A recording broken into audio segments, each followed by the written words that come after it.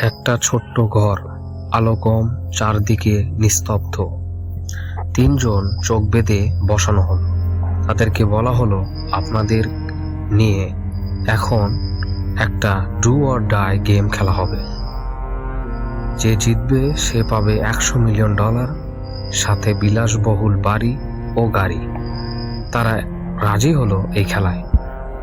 খেলাটা শুরুতেই বলে দেওয়া হলো, একটা ভয়ঙ্কর ব্ল্যাক মাম্বা, বিষধর সাপ রাখা আছে সামনে।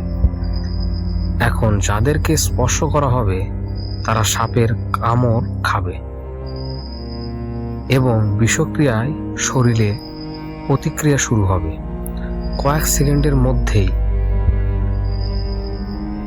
কারণ এটাই পৃথিবীর সব থেকে বিষধর সাপ। কাউন্টডাউন করে খেলা শুরু হয়ে গেল। তাদের কিছু না জানিয়ে প্রত্যেককেই কিছুটা গরম একটা সুই দিয়ে হালকা করে খোঁচা দেওয়া হলো। কিন্তু ঘটনা এখানেই শেষ না।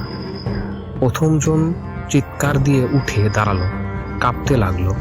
দ্বিতীয়জন ঘামছে, গলার স্বর বন্ধ হয়ে আসছে।